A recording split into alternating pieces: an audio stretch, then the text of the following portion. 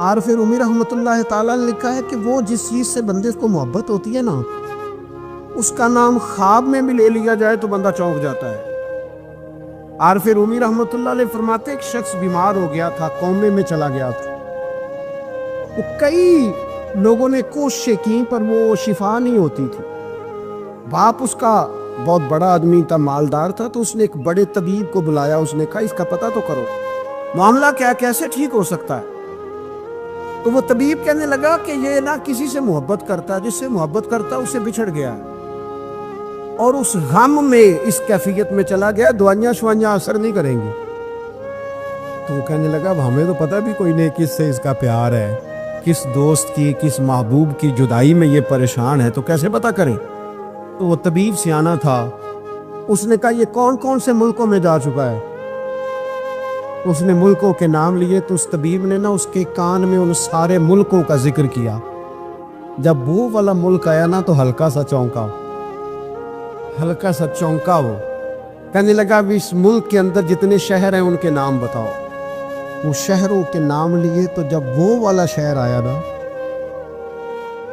تو وہ ذرا تھوڑا سا نا اور چونکا، کچھ اس نے اب ہاتھ پیر بھی ہلانے شروع کیے، کہنے لگا اب اس شہر کے اندر جتنے محلے ہیں نا ان محلوں کے نام لو۔ اب وہ جو ایک ایک کر کے محلے کے نام لینے لگے تو جب وہ والا محلہ آیا نا، شہر بغداد کی ہے نشانی، کچیاں لمیاں چیراں، شہر بغداد دے ٹکڑے منگساں تے کرساں میرا میرا۔ عارف رومی کہتے وہ جب اس محلے کا نام آیا نا تو وہ پورا چونک گیا۔ تھوڑے سے لوگ ہوتے تھے، تھوڑی سی آبادی ہوتی تھی، اس نے اس کے باپ سے کہا کوئی طریقہ اختیار کر، اس محلے میں بسنے والے جتنے لوگ ہیں نا ان لوگوں کی فہرست منگا۔ اس ملک سے اس محلے سے ان لوگوں کی فہرست آئی، جب ایک ایک نام بولے جانے لگے اور جب نام آیا نا محبوب کا، نا علمہ وچ پھسا سانو تو یار دی گل سوڑا۔ اور جب نام آیا نا اس محبوب کا تو پہلے اس کے ہاتھ کانپے، پھر اس کی نظر پھڑکی، پھر اس کی آنکھوں میں آنسو آئے، اور پھر اس نے آنکھیں کھول کے ہاتھ تھاما اپنے باپ کا اور رو کے کہنے لگا بابو آیا ہے، وہ یہاں ہے، ملاقات ہو جائے گی۔ پھر سمجھ آ گئی اس کی شفا کہاں ہے۔ میں کچھ دن پہلے ایک جگہ تعزیت، اور ڈرتا ڈرتا گیا تعزیت کرنے، پرانے جاننے والے تھے، دوستوں کا رشتہ تھا، تو میں ایک ہی بیٹا تھا، تو وہ مجھے پتہ چلا کہ ٹرین ایکسیڈنٹ میں انتقال کر گیا، تو میں ڈرتے ڈرتے گیا کیونکہ معاملہ مشکوک تھا۔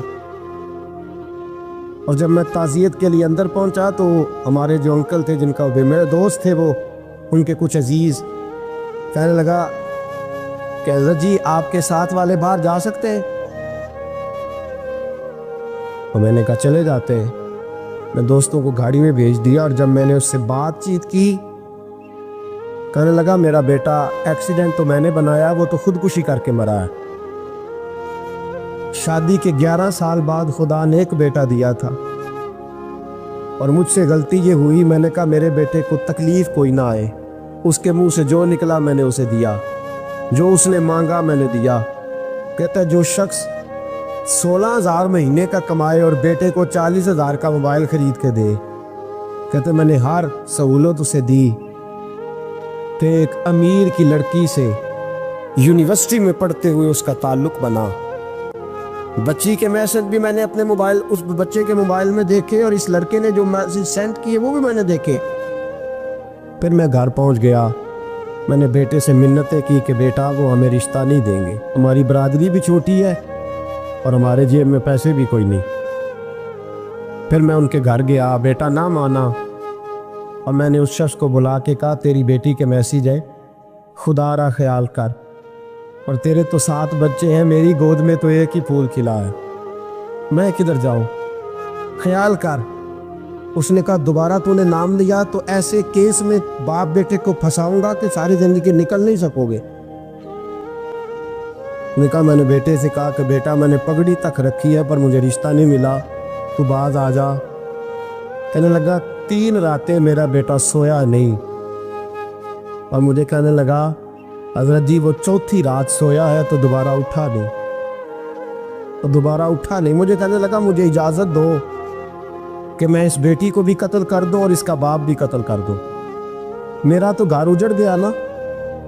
وہ کہنے لگا میں کبھی کبھی دوستوں کے پاس جا کے رات گزار لیتا ہوں اور میں اپنے دل کو سکون لے لیتا ہوں، لیکن اس کی ماں اس کے جوتے سینے سے لگائے پھرتی ہے، اس کی اماں اس کے پرانے کپڑے لے کے سینے سے لگائے پھرتی ہے۔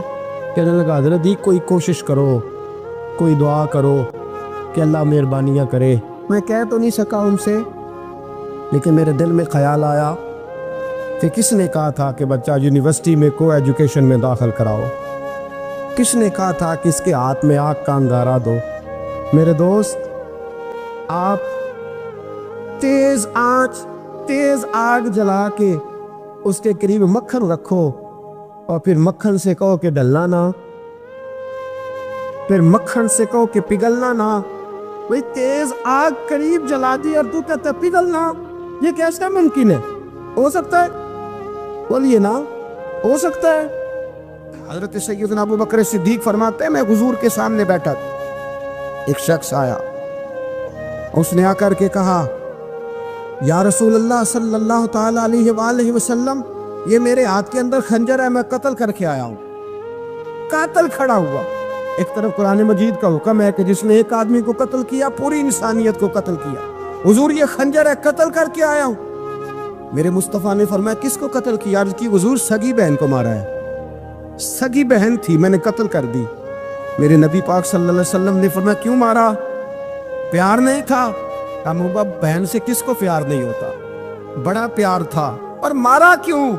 تو صحابی رونے لگے، کہنے لگے محبوبہ میں بڑا پیار کرتا تھا، پر وہ کافرہ تھی، مشرکہ تھی، بڑا پیار کرتا تھا، جب بھی اس کے پاس جاتا وہ آپ کے بارے میں بات چھیڑ دیتی، میں اس کو کہتا سارا کچھ کر لے میرے نبی کے بارے میں بات نہ کرنا، میں ہر شے سہ لیتا، پر مصطفیٰ کریم کی ذات کے بارے میں کوئی بات برداشت کرنے کی طاقت نہیں رکھتا، یہ والا جملہ نہ کہنا۔ میں اس کو روکتا، منع کرتا، وہ باز نہ آتی۔ کہتے ہیں آج اس نے اتنی سخت بات کی کہ میں اس کا گلا کاٹ آیا ہوں، قتل کر دیا ہے۔ حضور میرے لیے حکم کیا ہے؟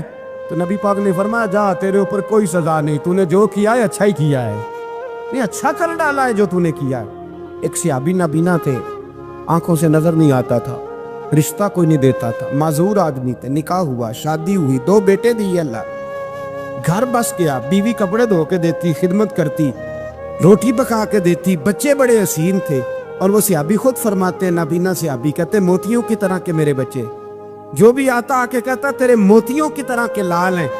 لیکن آپ فرماتے ہیں ایک صبح اعلان ہو گیا، مدینے میں شور ہو گیا کہ اس نابینا صحابی کی بیوی قتل ہو گئی، کسی نے خنجر کے دبایا، مر گئی ہے۔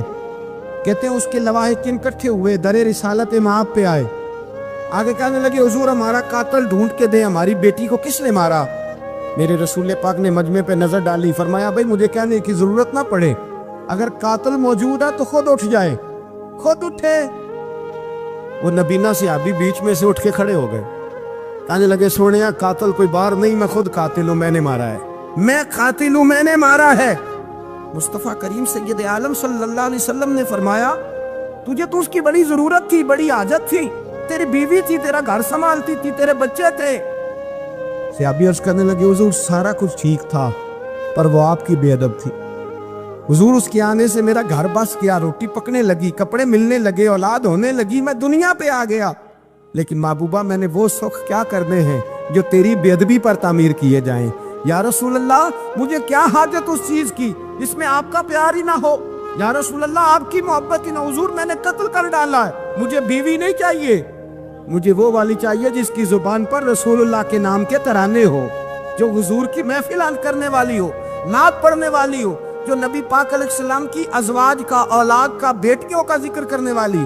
مجھے وہ بیوی نہیں چاہیے جو بیوی بے ادبی کرے۔ میرے نبی پاک صلی اللہ علیہ وسلم نے محلے داروں سے پوچھا، فرمایا بات اس کی ٹھیک ہے؟ کہا حضور واقعی بے ادب تھی۔ نبی پاک نے فرمایا اٹھو پھر چلے جاؤ، اس نے انسان نہیں مارا، اس نے گستاخ رسول کو مارا ہے، اس نے ایک گستاخ رسول کو مارا ہے۔ بھائی یاد رکھیں نبی پاک کا پیار ایمان کا حصہ ہے، اس میں کوئی کمپرومائز نہیں۔ اقبال کہتے ہیں میں نے سارا دین پڑھا ہے، سارا قرآن پڑھا ہے،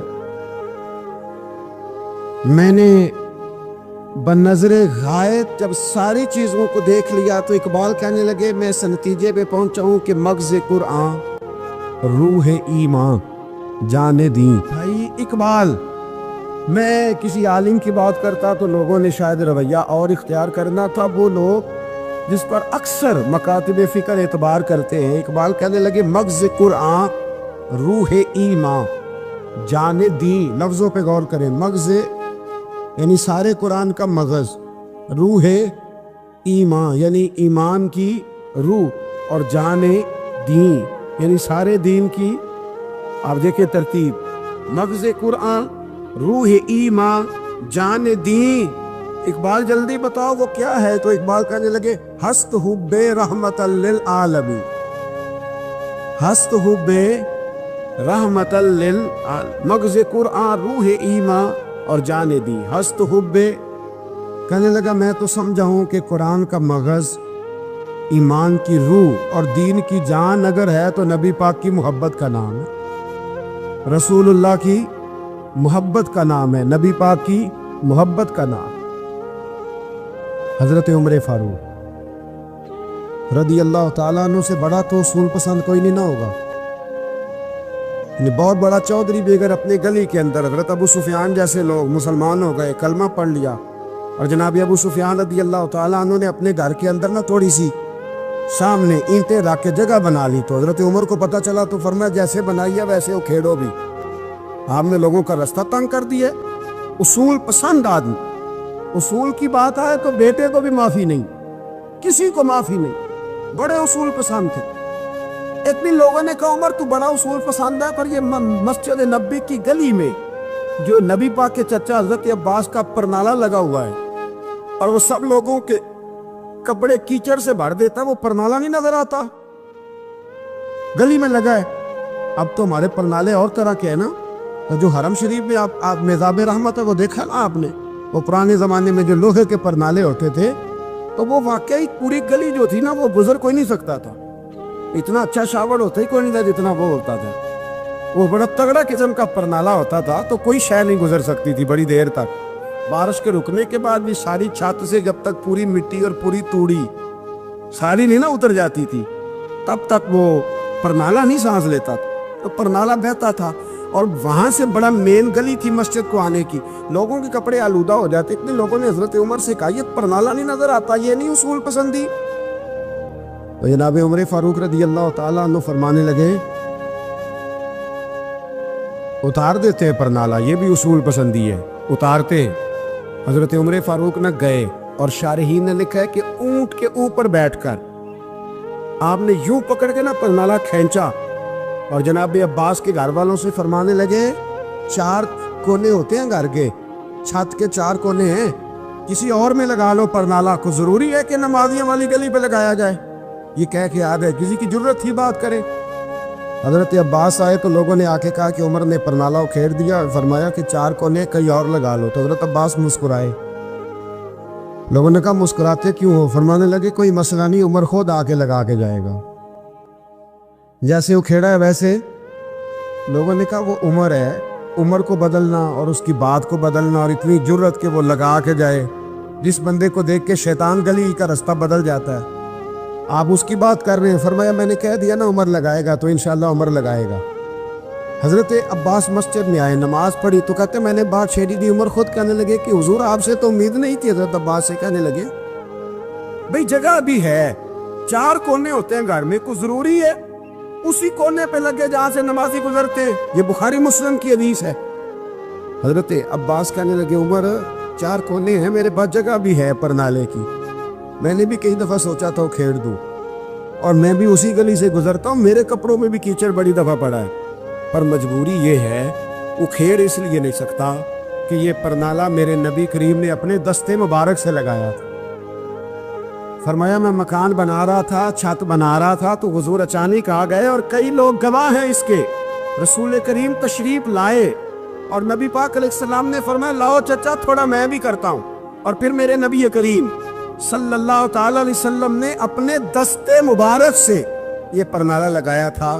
کئی دفعہ سوچا وہ کھیڑ دوں، پھر سوچتا ہوں حضور نے لگایا تھا. لیکن چلو اب تو علت پائی گئی، اب تو سمجھ آ گئی، اصول بن گیا، اب تو اصول بن گیا نا، تو ٹھیک ہے آپ اب اس طرح کرے اکھیڑ دیا تو ٹھیک ہے جناب۔ کہنے لگے پہلے کیوں نہیں بتایا؟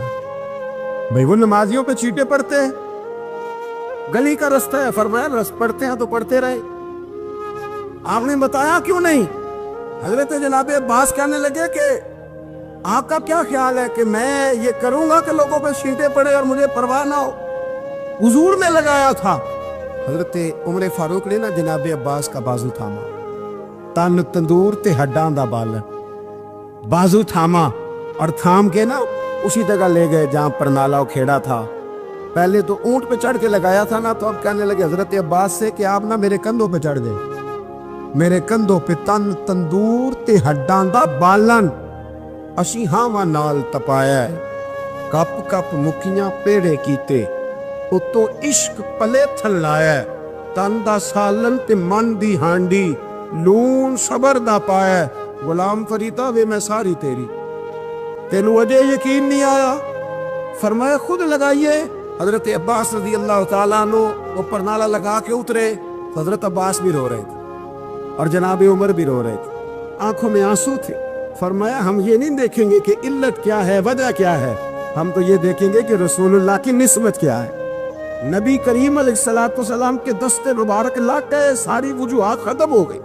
اب جس کے کپڑوں میں پانی پڑتا ہے پڑے، جس کو تکلیف ہوتی ہے لیکن چونکہ یہ رسول پاک صلی اللہ علیہ وسلم نے دست مبارک سے لگایا ہے، تو مزاج یہ ہے کہ جہاں بات آئے گی ذات رسالت کی، وہاں باقی کے قانون چھوڑ دیے جائیں، وہاں باقی کے معاملات چھوڑے جائیں گے، وہاں تکلف سے نکلا جائے۔ میرے نبی کریم علیہ السلام سے نا بڑے شروع میں بڑے آگاہ ایک صحابی تھے، حضرت برا بن مالک نام تھا، چھوٹی سی عمر تھی، حضور گلی سے گزرتے نا کبھی تو جذبہ تھا بڑا، چھوٹی عمر، بعد نے لکھا صرف 14 سال کے تھے، بعد نے لکھا نہیں 14 تو زیادہ ہیں، 12 سال عمر تھی، عشق لگا سی کھیڑا کھیڑ دی، 12-14 سال عمر۔ اصل میں نا بچوں کی ڈائریکشن ٹھیک نہیں، ان کی ڈائریکشن ٹھیک ہو نا تو یہ چوکوں میں کھڑے ہو کے موبائل پہ گیمیں نہ کھیلے اور معاذ اللہ میسج نہ کریں، بلکہ یہ مسجد میں بیٹھ کے نبی پاک کی نعتیں سنیں۔ ہم نہ وہ کام کر نہیں سکے، میرے جیسے لوگوں نے بڑی کوتاہی کی زندگی میں، ہم محبت رسول کا پیغام بانٹ نہیں سکے، ہم نے اپنی بیماریاں دیکھی، اپنی تھکاوٹیں دیکھی، یہ دیکھا کہ فلاں شہر کیسے جائیں، فلاں شہر کیسے جائیں، ہم وہ کام کر نہیں سکے جو ہمیں کرنا چاہیے تھا، ذمہ تھا، باپ کی ذمہ ہے، نبی پاک نے فرمایا ماں باپ کی ڈیوٹی ہے اپنی اولاد کو میری محبت سکھائیں، پر ہم وہ رنگ دے نہیں سکے، ہم وہ مزاج دے نہیں سکے، ہم نے وہ کوتاہی کی، ہم نبی پاک کا حسن، حضور کی سیرت، اخلاق عالیہ، کردار، گفتار، رفتار، انداز، تربیت، وہ ساری باتیں قوم کو بیان نہیں کر سکی، اس لیے لوگ وہاں پہنچے نہیں، ورنہ مغز قرآن روح ایمان جانے دی، ہست حب رحمت للعالمین، ہم وہاں تک لے جا نہیں سکے۔ حضرت برا بن مالک نا 12 سال کی عمر ہے، 12 سال، نبی پاک گلی سے گزر رہے تھے تو دوڑ کے آ گئے، آ کے نا حضور سے چمٹ گئے، عرض کرنے لگے حضور کوئی حکم بتائیں،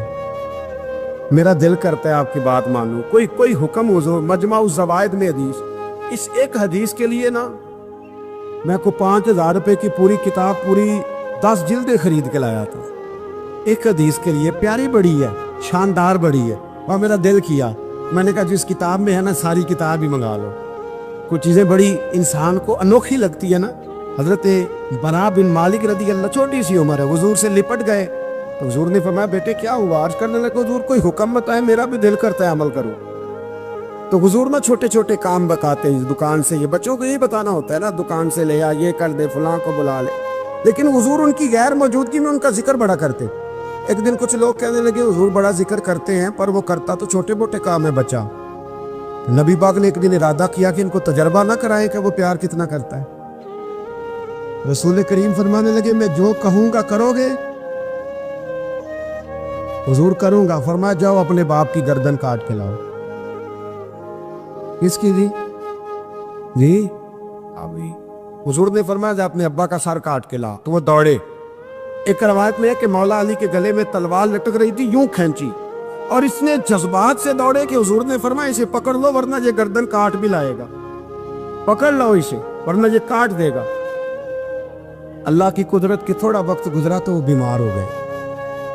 دن میں 2 مرتبہ میرے نبی پاک تیمارداری کر دے گا۔ ایک شام رسول کریم تشریف لے گئے،